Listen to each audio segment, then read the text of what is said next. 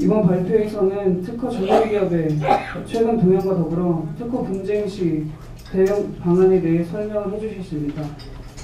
그럼 특허법인 달의 배승구 변리사께서 RFID M2M 분야 해외 MP 최신 동향 및 대응 전략에 대해 발표해 주시겠습니다.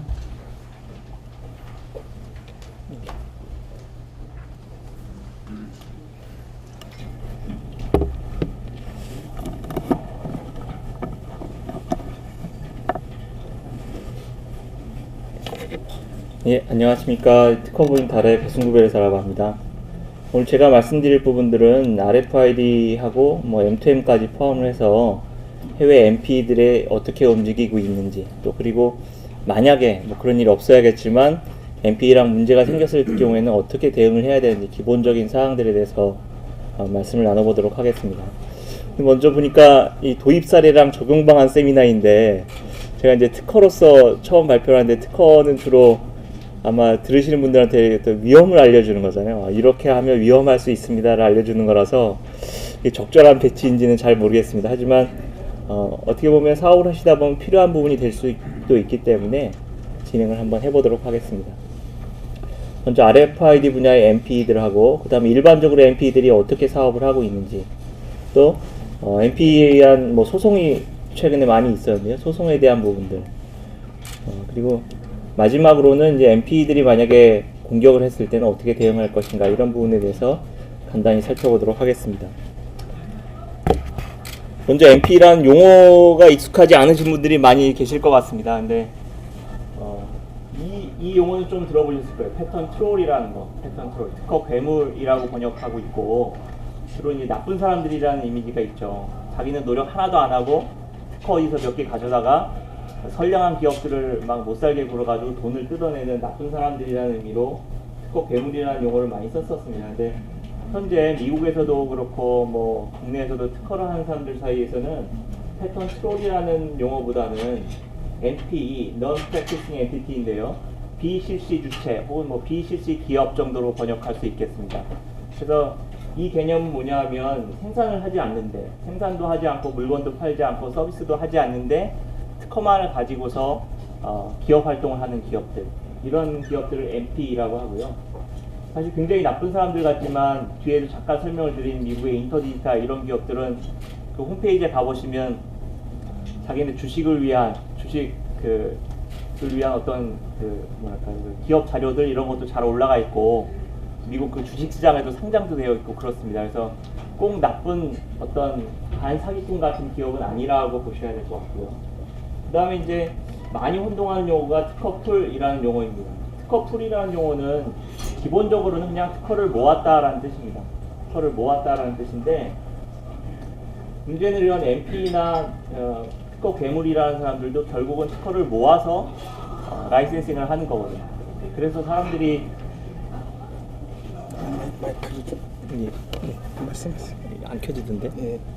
사람들이 느끼기에는 특허풀이라고 하는 것도 결과적으로는 특허 괴물하고 비슷한 느낌으로 들어오는 거죠. 근데 사실 특허풀은 꼭 나쁜 의미만 있는 건 아니고, 원래 의미는 여러 특허권자들이 특허를 다 같이 모아서 공동 관리를 하는 겁니다. 여러분들 기업들이 같은 분야의 사업을 해서 특허를 같이 공유하자, 이거 같이 라이센싱하고 서로 같이 쓰자라고 하는 것도 일종의 특허풀입니다. 하지만 현실적으로는 MPE, 패턴 트롤, 그다음에 특허풀이 거의 비슷하다.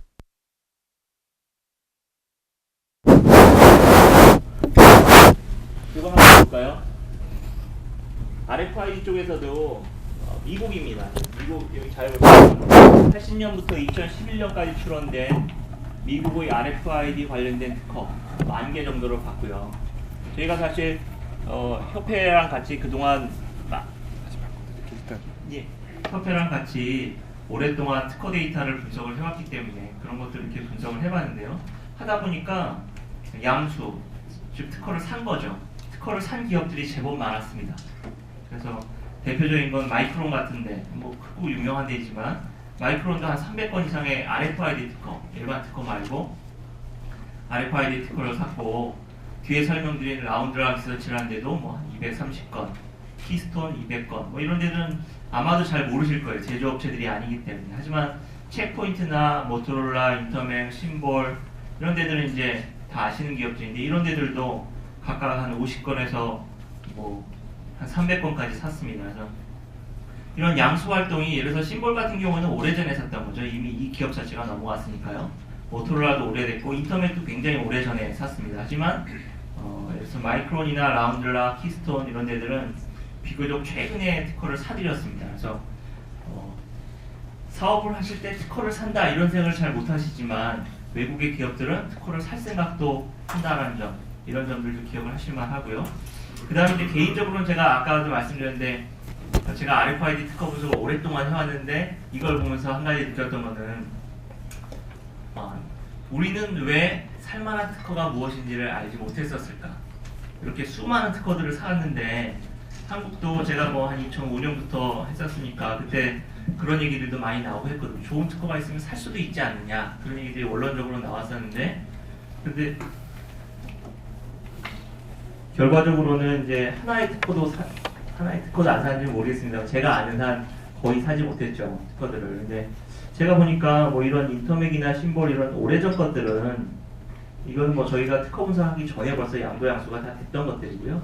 뭐 2000년 전에 이루어졌던 것도 있지만 최근에 이루어진 것들 중에서는 저희가 봤던 특허들도 있는데 그걸 알지 못하고 그냥 한국 기업들 혹은 뭐 저를 포함해서 특허 전문가들 그냥 넘어갔는데 이 사람들은 그 특허가 쓸모 있다라고 생각을 하고 사서 지금도 이제 비즈니스 활동을 하고 있고 어느 정도 여기서 보시는 것처럼 라운드락 리서치 같은 경우는 로열티 수입을 좀 올리고 있죠. 그것도 상대방이 삼성이나 애플, 노키아나 소니 같은 어마어마한 기업들을 상대로 돈을 벌고 있습니다. 그래서 한편으로 보면 우리가 특허에 좀 더 주목을 할 필요가 있지 않나 이런 생각도 들고 특허 전문가라고 하는 저 입장에서 봤을 때는 저도 사실 이런 마이크론의 특허 같은 것들은 다 봤었지만 이걸 살 수 있겠다 이런 생각을 하지 못한 거죠.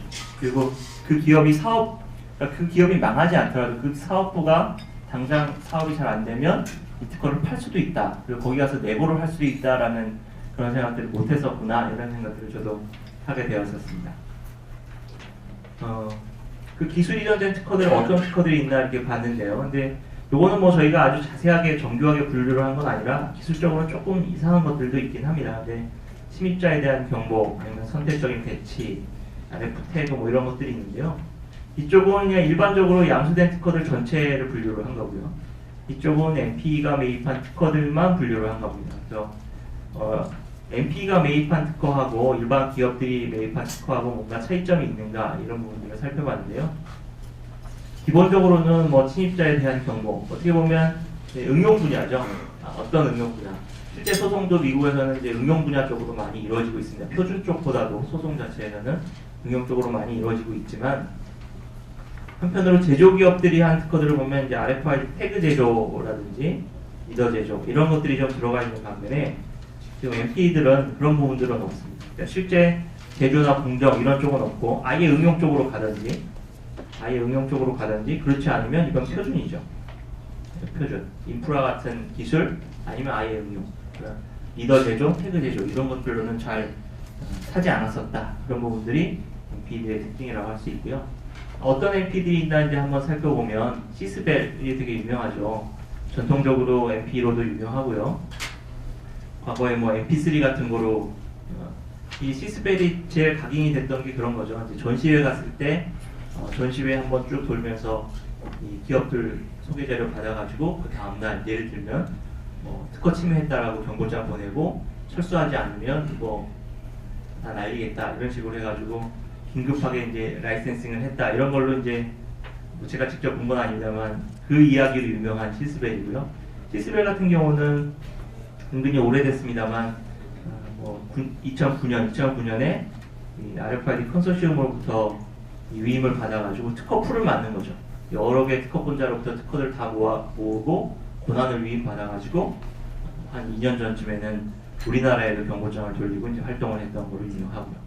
라운드락 리서치는 보시면 이제 2009년에 미국 텍사스에 설립된 지는 얼마 안 되었습니다. 그리고 비즈니스적으로 보자면 특징 있는 부분이라고 할 것들은 주로 뭐 어려움을 처한 회사인데 정확하게 말하면 어려움에 처한 회사라기보다는 사업부가 어려운 거죠.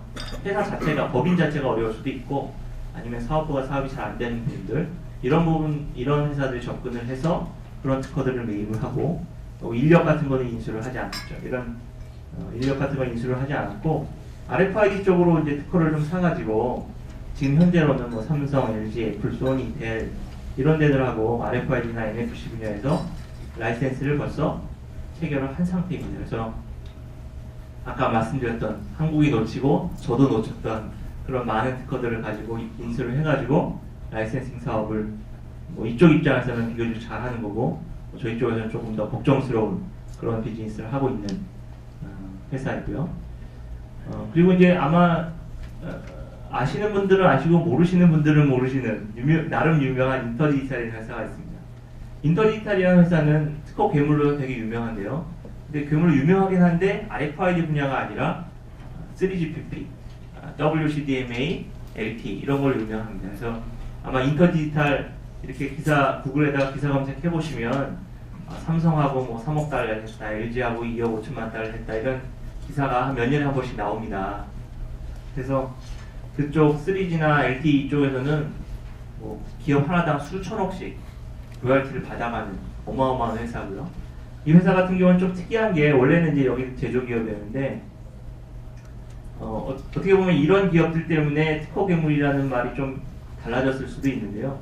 박사급 인력이 많아요.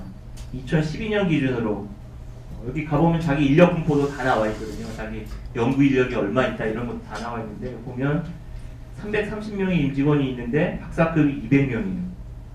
그 우리나라 웬만한 기업들보다 더 많죠. 근데 뭐 우리 옛날에 말하는 특허 괴물인데 박사가 200명이 있어요. 그것도 통신 쪽으로 전공을 한 박사들이 있어서, 이 회사는 어떤 식으로 일을 하냐 하면 표준화에 딱 붙어 있어요. 근데 표준화에 기고를 하진 않아요. 표준화에 기고를 하진 않고 표준에 참관을 하거나 표준에 대한 정보를 얻어가지고 그걸 가지고 표준 특허를 만듭니다. 그리고 그 표준 특허를 나중에는 라이센싱에 활용을 하는 그런 이제 비즈니스를 하는 걸로 유명하고요.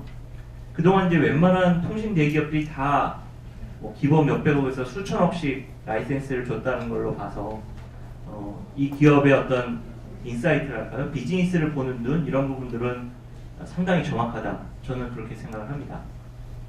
통신 쪽으로는 뭐 거의, 이동통신 쪽으로는 거의 제일 크고 좀 활발한 MP라고 할 수 있는데요. 근데 문제는 이제 최근 들어서 이 인터디지털의 새로운 모습이 나오고 있어요.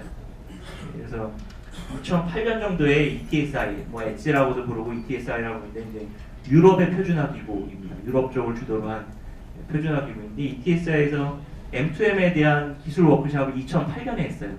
2008년에 했고, 그 워크숍이 끝나고 나서 지금 2009년, 2011년 정도 되면서부터는 기고문을 본격적으로 받고, 최근에 어디까지 왔는지 모릅니다만 상당한 표준화가 진행이 되고 있거든요. 근데 지금 이 인터디지털 같은 경우는 그 ETSI 세미나를 기점으로 해서 그 전후로 해서 M2M에 대한 특허를 내고 있어요. M2M에 대한 특허를 내고 있고, 심지어는 우리나라에도 저희가 지금 확인한 것만 해도 한 24건 정도의 특허를 내고 있습니다. 그래서 저희가 리스트는 확보를 했는데 제가 이 데이터를 추가를 못했는데 한 24건 정도의 특허를 가지고 있고, 하나는 이미 등록도 되어 있어요. 근데 뭐 기본적인 내용은 그겁니다. 그래서 M2M 네트워크에 M2M 장치가 붙을 때 이 장치를 먼저 인증을 한번 하고, 인증에 통과를 하면 장치 그 네트워크에 붙여주고, 인증을 통과를 못하면 네트워크에 안 붙여주고 그 기록을 남긴다. 오디시라고, 감사라고 얘기를 하는데, 그 오디 기록을 남긴다가 지금 이 인터디지털이 한국에 가지고 있는 M2M에 관련된 등록 특허의 내용이에요. 그래서 어떻게 보면 물론 지금 당장 내일 나가서 물건을 파실 기업분들한테는 조금 시간이 걸리실 수도 있지만, 몇 년 내로 만약 M2M 분야, 특히 이제 ETSI를 중심으로 한 표준이 상용화가 된다면 그 인터디지털의 활동도 상당히 활발해지지 않을까, 이렇게 이제 생각이 되고요. 반대로 말하면 그렇게부터 볼 수 있습니다. 그래서 우리가 뭔가 연구 아이템을, 연구 방향성을 잡아야 되는데 M2M에 관해서 어떻게 될까?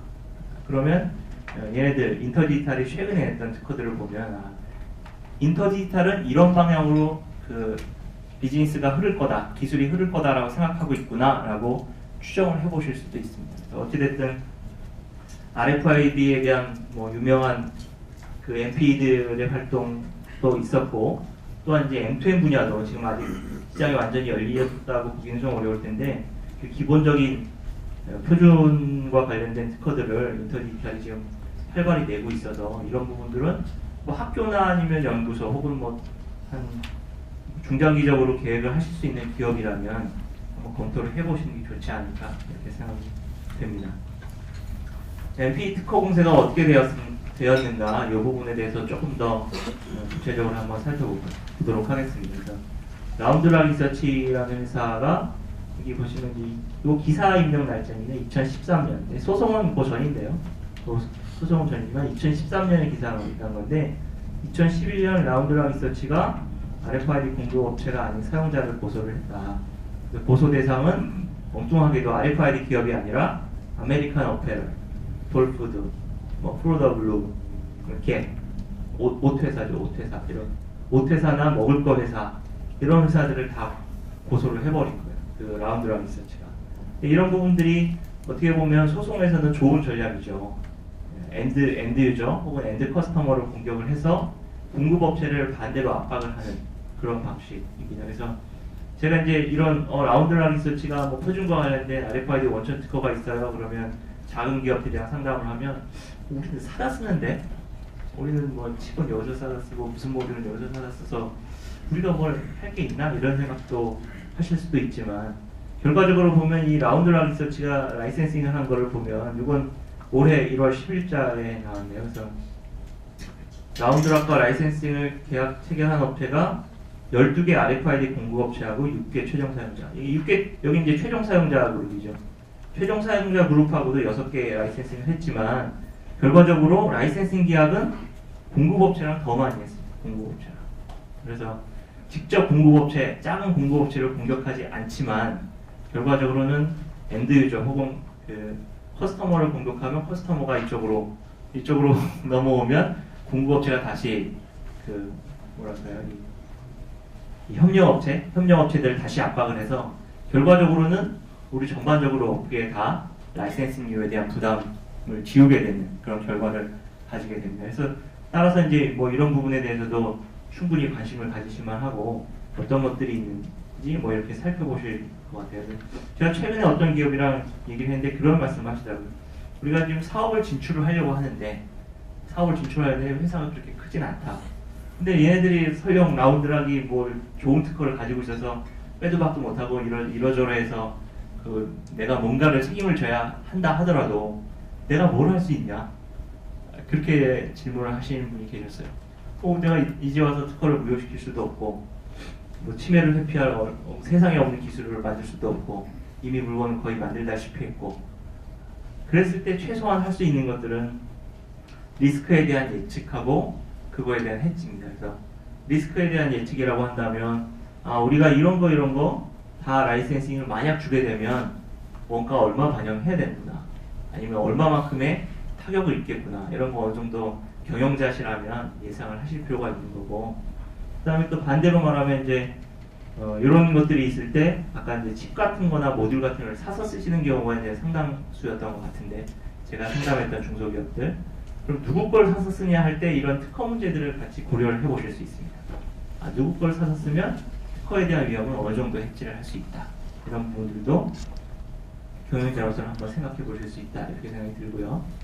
그 다음에 언와이어드 플래닛, 에릭슨하고 관계가 있는데 여기 같은 경우도 언와이어드 플래닛도 원래는 뭐 특허 괴물이 아니었는데 잘 안 돼서 그런지 원래 모바일 소프트웨어 사업하다가 전환하고 MP로 돌았습니다. 근데 이거 같은 경우에는 이제 에릭슨 특허들을 대량으로 구매를 하게 되는데요. 뭐 2G, 3G, LTE. 에릭슨 같은 경우에는 사실 저희가 과거에 특허 분석해봤을 때는 뭐 모바일 RFID나 NFC 쪽 이쪽에 특허를 어느 정도는 가지고 있습니다. 그래서 아마 같이 넘어갔을 가능성도 있고요. 여기 역시 좀 위험 요소라고 할 수 있겠죠.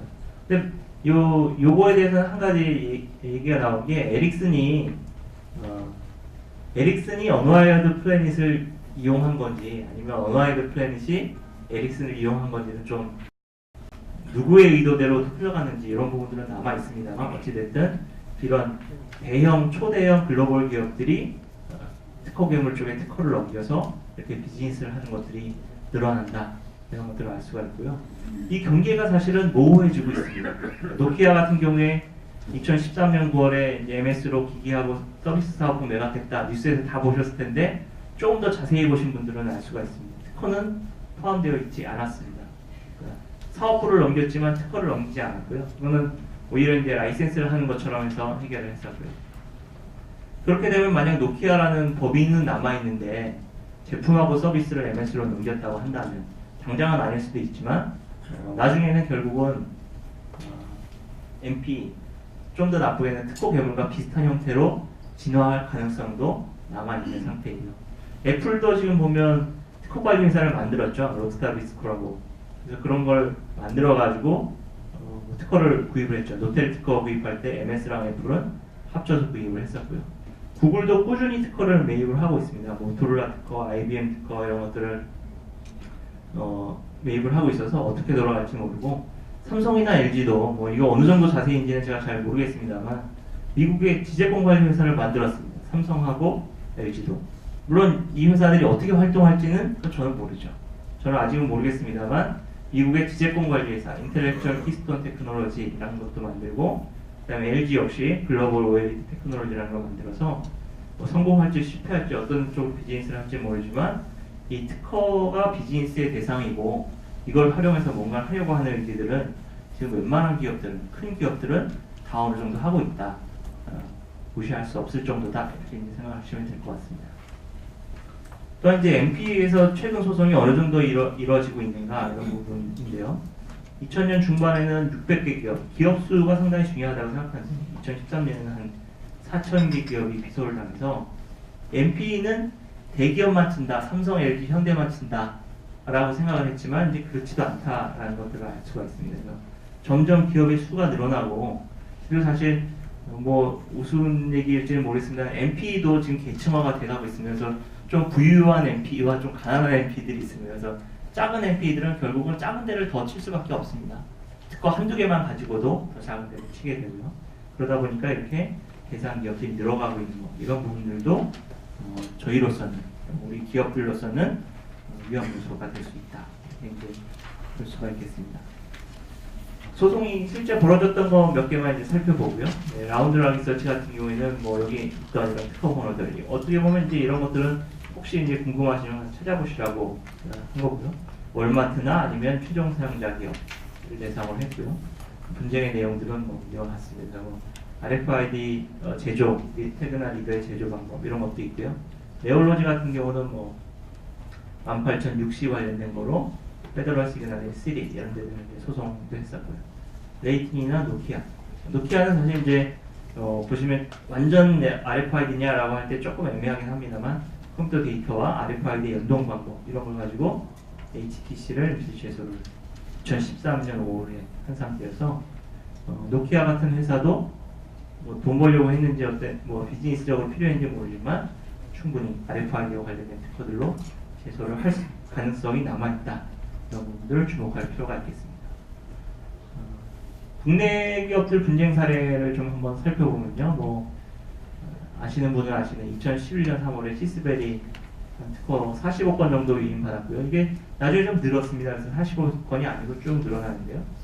어쨌든 뭐 국내 기업들의 경쟁장 발생했었고 국내 특허가 2개가 있었죠. 애트리가 가지고 있는 특허 하나, 쓰림이 가지고 있는 특허 하나, 2개를 가지고서 경고장을 보냈는데 아직까지는 사실 뭐 크게 활동은 못 들었습니다. 없다기보다는 제가 못 들은 거죠. 제가 못 들었지만 아마 이거는 현재 뭐 시장이 별로 열리지 않았기 때문에 이렇지 않을까 싶고 이런 부분들은 미국에서는 RFID 관련된 소송이 걸리고 있다라는 점을 보면 그냥 다 지나갔네 이렇게 하고 안심하실 부분들은 아닌 것 같고요. 그런 부분들은 오히려 우리도 시장이 되면 바로 그 다음 스텝으로 이게 당연히 나올 거다. 당연히 이게 있을 거다라고 생각하시는 게 아마 합리적이지 않을까 이렇게 생각을 합니다. 그럼 MP들이 만약 공격을 하게 되면 주로 어떻게 대응을 해야 되느냐. 근데 사실 기본적으로는 뭐 특허를 매입하거나 이렇게 해서 특허를 확보하는 게 가장 좋은 방법이고요. 큰 기업들도 똑같은 방법을 쓰고 있습니다. 그래서 특허를 포트폴리오를 잘 갖추고 독자 기술을 갖추고 이런 부분들이 특허 침해 제소를 안 당할 수도 있고 특허 특허 침해 제소를 당하더라도 뭐 그래서 손해배상액을 낮춘다든지 협상을 할 때 유리한 거죠. 사실 그런 부분도 있습니다. 그래서 특허 괴물이든 누구든 특허권자가 공격을 했을 때 아, 나 한 푼도 안 물어줘는 성공이고 그렇지 않으면 다 실패다 이렇게 생각하실 필요는 없습니다. 그렇게 생각하실 필요는 없고 현실적으로는 똑같이 공격을 하더라도 똑같이 물건을 팔았더라도 얼마를 주느냐는 협상에 따라 달라지는 거고요. 물론 한 푼도 안 주면 제일 좋지만 기업체분들이랑 얘기해보면 한 푼도 안 주는 게 아니면 다 실패고 그러니까 한 푼도 안 줄 만한 대책이 아니면 별거 아니지 않냐. 어차피 줄 건데 라고 생각하는데 그렇지 않고 이 특허 포트폴리오를 갖추고 있고 그걸로 같이 주장을 할 수 있는 것들이 있으면 똑같은 상황에서도 좀 더 좋은 조건으로 라이센싱을 할 가능성이 있다. 이런 점들을 기억하시면 하고요. 인수합병하는 경우들도 있고 물론 이제 이건 글로벌 기업들이기 때문이지만 아예 자체적으로 그런 회사들을 만들어서 뭔가를 해보려고 하는 그런 움직임들도 많이 나타나고 있습니다. 특허 분쟁 시 대응 프로세스는 이거는 뭐 경고장 보통 오게 되고요. 경고장에 대해서 잠정적으로 회신을 한 다음에 충분히 분석을 하시고 공식 회신을 하시는 게 필요하다. 그리고 이 잠정 회신을 할 때 모든 확정적인 이야기들을 하지 않는 것이 좋다. 이런 정도 이제 기억하시면 좋겠습니다. 근데 협상을 할 때도 저희가 이제 가끔 협상을 해봤었는데요. 뭐 아주 많지는 않습니다만 저희가 이제 특허풀하고 협상을 대리를 해가지고 그쪽 대리인, 그다음에 저희 쪽 대리인 이렇게 서로 협상을 해봤는데 결과적으로 제일 중요한 건 이 기술 협상입니다. 기술 협상. 서로 의견이 안 맞았을 때 좋게 물러가면 좋지만 결국 그쪽에서도 끝까지 돈 내놓으라고 하고 우리는 인정 못하겠고 하면 끝까지 가게 된다면 제일 중요한 부분은 이 기술 협상이 될 거고요. 기술 협상에서 아까 말씀드린 대로 우리가 특허를 얼마나 많이 가지고 있는가 이 부분도 약간 도움이 됩니다. 물론 그것만으로 모두 해결이 되는 건 아니고 그리고 그쪽 특허들이 얼마나 문제점이 많을까 너희 특허들, 특허 포트폴리오라고 하죠. 그 특허 포트폴리오에도 많은 약점이 있다. 이런 부분들을 밝혀냄으로써 대응을 하고 그럼으로써 이제 피해를 최소화하는 그런 방안을 사용을 하셔야겠습니다. 대응 절차에 대해서는 뭐 얘기가 아무도 되지 않을까 싶습니다. 이런 부분들은 그냥 한번 읽어보시면 되고 상당히 특허적인 부분이라서 오늘 읽지 않아도 될 것 같습니다. 혹시 뭐 질문 있으시면 예. 지금 우리 저는 제조업체인데요. 예. 특허가 남아 있는 예산이 어느 정도 남아 있어요? 예? 예산이 어느 정도 남아 있어요? 어떤 특허를? 좀 아까 나왔던 예. 특허들이요? 유해체프 예. 글쎄요, 근데 뭐 특허마다 다 달라가지고 근데 UHF, RFID 쪽 특허가 빨리 나온 거는 인터넷 같은 경우에는 90년대 중반 특허부터 있습니다. 근데 그거 이제 거의 다 90년대 전 특허도 있네요. 90년대 전 특허는 다 소멸됐고 90년대 중반 특허가 많고 그다음에 18006시랑 관련된 특허는 2000년에서 2001년 사이가 좀 많이 있습니다. 2000년에서 2001년이면 특허가 20년이지 않습니까? 한 2020년 정도 되어야지 대부분 소멸이 되지 않을까 그렇게 생각을 합니다. 물론 좀 더 될 수도 있고 덜 될 수도 있겠죠. 예, 없으시면 이걸로 마치도록 하겠습니다.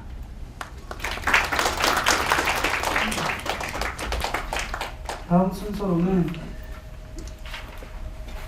NFC 기술에 대한 발표인데요. NFC 기술은 그 스마트폰의 확산과 함께 대부분 스마트폰 및 태블릿 단말에 적용되어 이미 모바일 지급 결제 등의 기능을 수행을 하고 있으며 가전제품 등 타 산업 분야로도 확산이 되고 있습니다.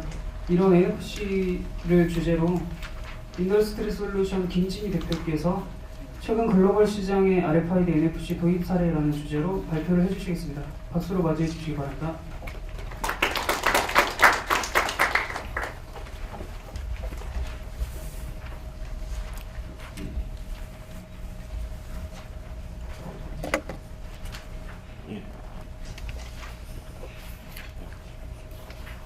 반갑습니다. 저는 인더스트리 솔루션에서 그 자동이식엔 스마트 SCM과 그리고 RFID NFC 저널 그리고 SCM 저널 등을 발간하고 이제 발행하고 있습니다. 현재 있고 2004년, 5년부터 계속해서 이제 RFID 쪽 시장에 대해서 계속 취재를 해오면서 계속 글을 써왔고요. 지금도 국내에서 거의 유일하게 이쪽 시장이 크게 활성화도 되지 않았음에도 불구하고 꾸준하게 시장 동향을 좀 파악을 하고 있습니다. 사회자께서 지금 뭐 서두에 말씀을 하셨을 때 뭐 NFC 동향도 동향이라고 말씀을 하셨는데 오늘은 NFC 동향보다는 RFID에 관해서 말씀을 좀 드리겠고요.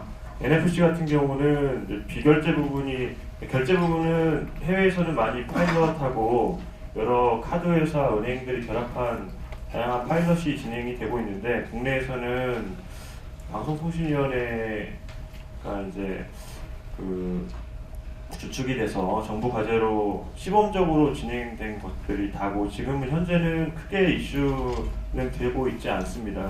다만 그 NFC가 비결제 부분에서 이제 마케팅에 활용되고 있는 사례들이 뭐 꾸준히 지금 현재도 있고요. 그 부분들은 다음 제가 기회가 되면 다른 발표 장소에서 좀 말씀을 드리겠고 오늘 이 자리에서는 현재의 최근의 동향들을 살펴보는 시간을 좀 갖도록 하겠습니다.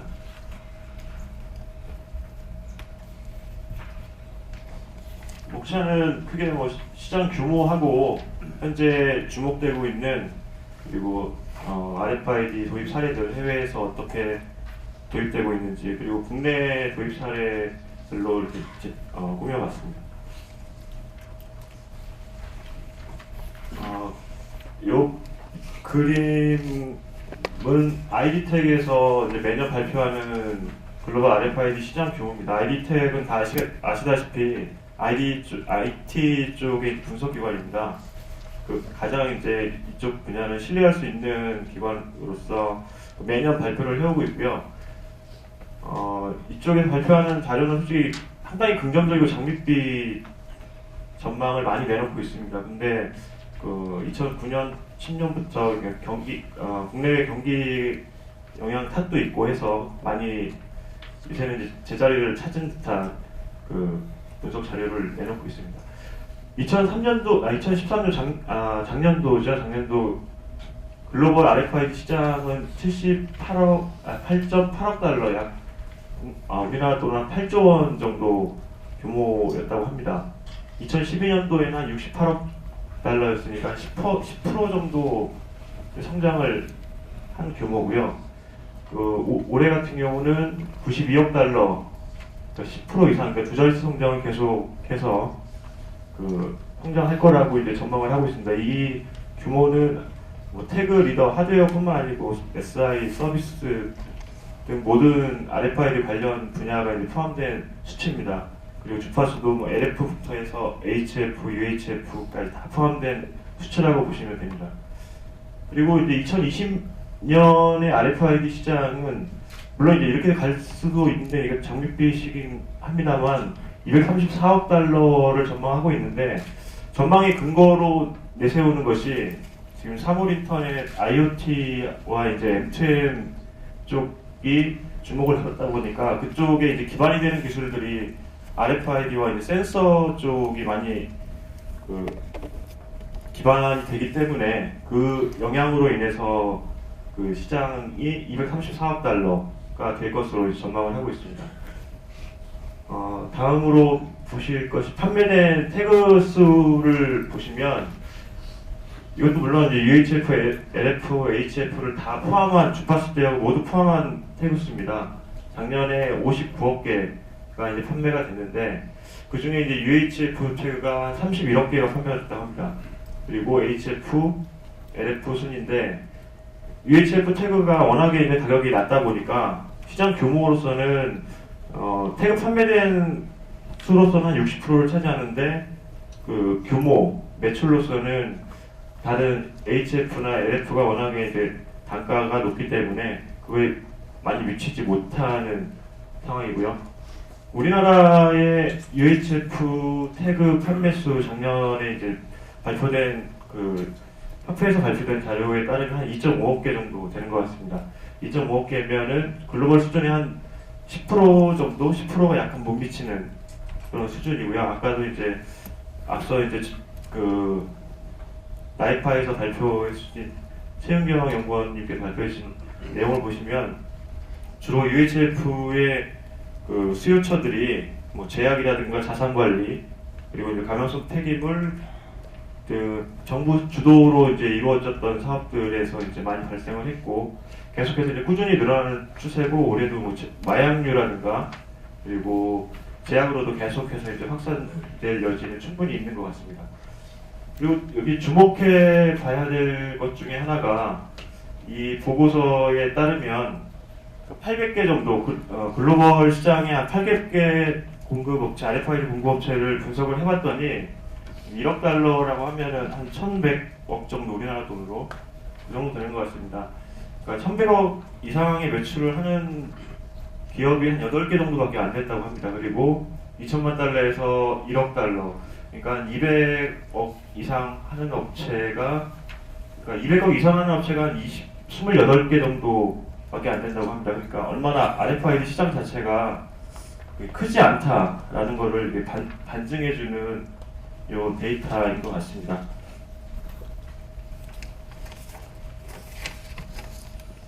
그리고 지금 그 2013년에 이제 UHF 태그 31억 개가 판매가 됐는데 이 수요처를 보면은 의류 쪽이 상당히 많습니다. 지금 글로벌 시장에서는 의류 쪽의 그 RFID 확산 속도가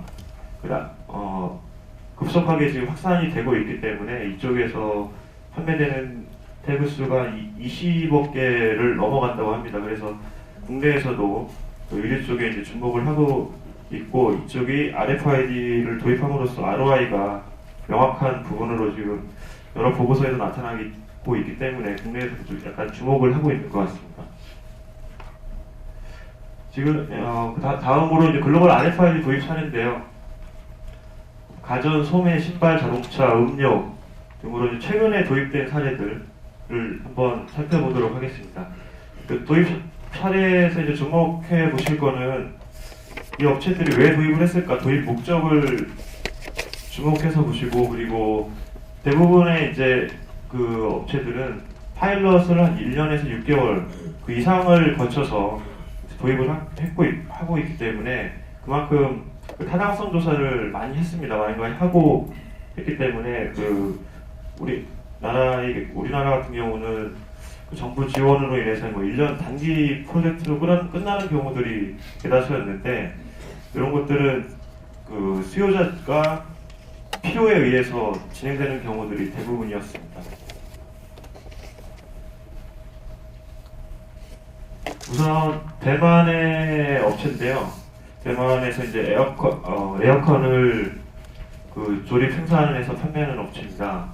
이 업체의 경우에는 그 생산을 할 때 그림에서 사진에서 보시는 것 같이 RFID 태그를 그 안에 모듈 컨트롤러에 장착을 했습니다. 장착을 해가지고 그 생산 단계 조립 추적부터 시작해서 그리고 그 매장에서의 정품 확인 그리고 끝에 이제 엔드 유저가 사용하면서 그 작동 오류라든가 뭐 그 에어컨에 오류가 발생했을 때 그 데이터 수집까지 그 엔드-투-엔드의 공급망 관리를 RFID 태그로 지금 한 사례입니다. 이 사례 같은 경우는 UHF 태그에 아마 센서가 부착이 돼서 그 에어컨의 마이크로 컨트롤러와의 데이터 서로 이제 상호 교환을 통해 가지고 그 마지막에 이제 AS 서비스까지 진행했던 사례로 이쪽 에어컨 쪽에서는 최초의 사례라고 이 업체에서 이제 발표를 했고 그리고 UHF 시스템이 적용이 됐고요. 그리고 뭐 적용 솔루션은 보시는 바와 같이 이런 장비들이 사용이 됐습니다. 현재 이 업체는 매년 20만 개 정도의 에어컨을 생산을 한다고 하는데 이번에 파일럿을 진행을 하면서 그 저기 효과에서 보시다시피 이제 비용 절감하고 브랜드 인지도가 형성이 됐다는 판단으로 이제 향후에는 모든 생산 제품을 RFID로 관리를 한다고 합니다.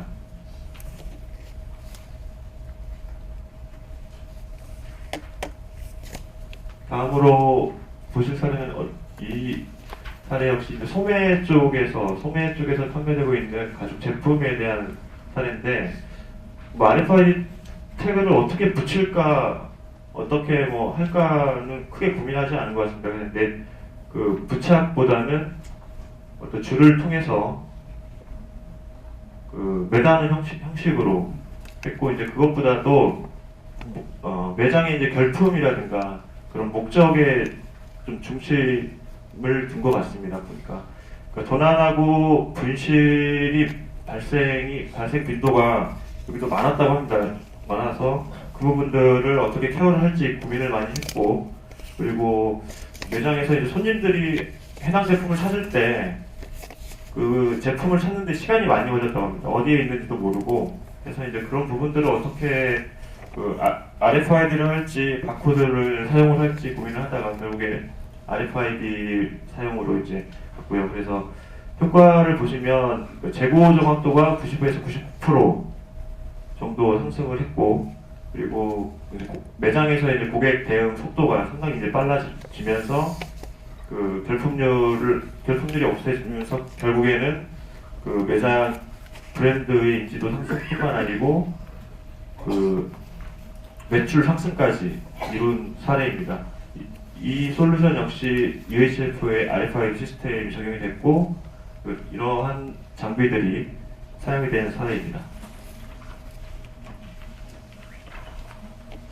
그리고 네덜란드의 신발 브랜드인데, 이 소매업체 역시 그 소매업체의 RFID를 도입한 목적은 거의 유사합니다.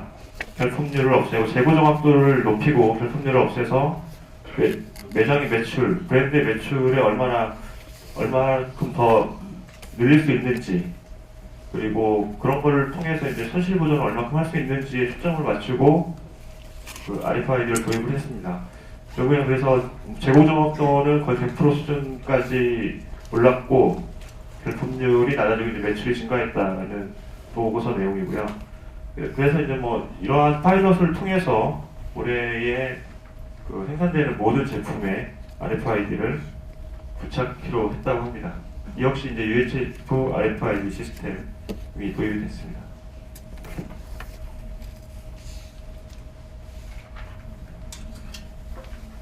다음은 GM 사례입니다.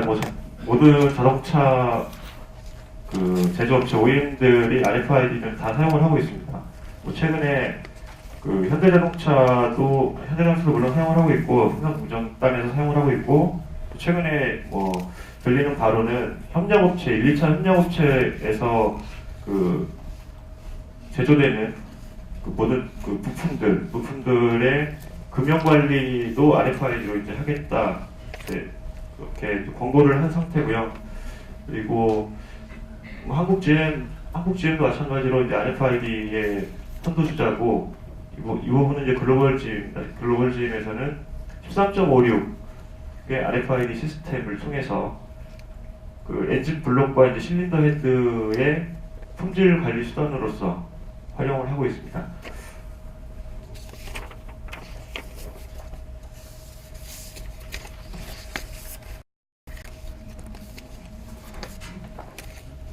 원래 엔진 공정 라인에는 그 절단하고 성형하고 세정과 같은 그 수식의 프로세스가 이제 필요한데, 그 라인의 이제 각 포인트에서 이제 작업을 수행할 때 부품이 들어간다고 합니다.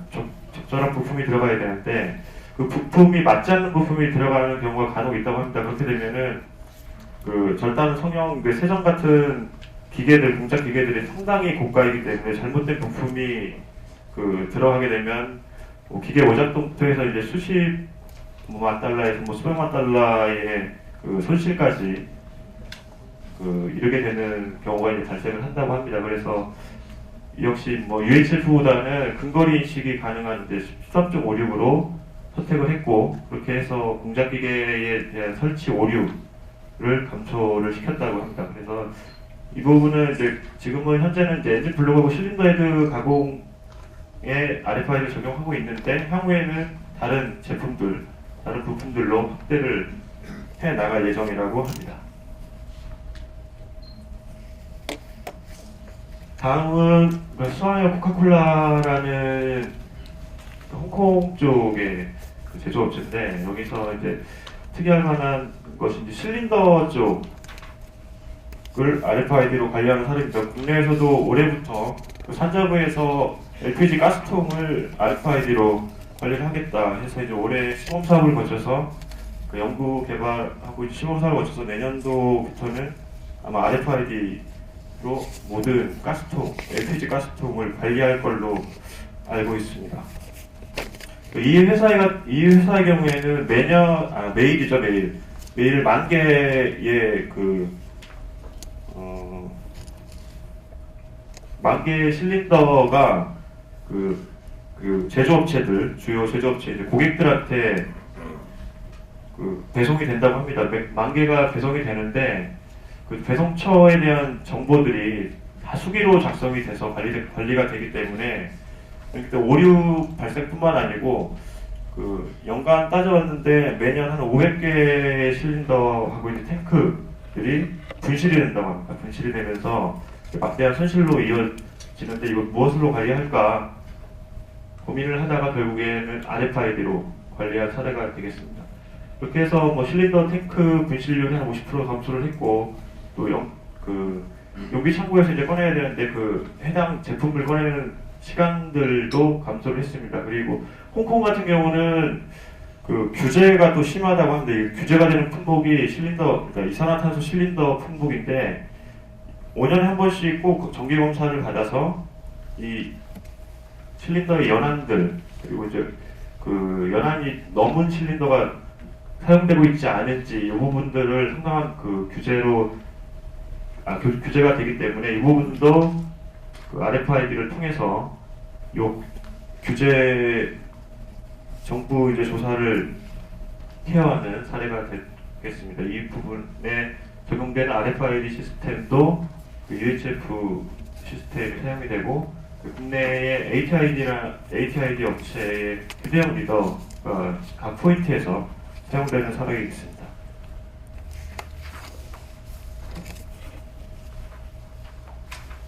다음은 이제 국내 RFID 도입 사례입니다. 이 부분들은 대부분 정부의 UIT 확산 검증 사업을 통해서 진행되고 있거나 진행됐던 사례들입니다. 현재 확산되는 여부는 아직 결정되지 않았는데 좀 도움이 되실까 해서 각 산업에서 충분히 이런 부분들을 검토할 수 있는 사례이기 때문에 한번 제가 자료를 보여드리겠습니다. 건강식품 같은 경우도 시스템이 이렇고, 이제 건강식품에 RFID를 부착을 해서 생산부터 물류 유통까지 전체 서플라이 체인을 이제 관리를 합니다. RFID 유통관리 시스템을 통해서 이제 불법으로 유통되는 것들이 있는지 없는지를 관리하는 내용입니다. 현재는 제조 라인 11개 라인에서 이제 RFID 시스템을 구축을 해서 사용하고 있는데, 계획상으로는 전체 라인에 RFID 시스템을 적용할 계획이라고 합니다.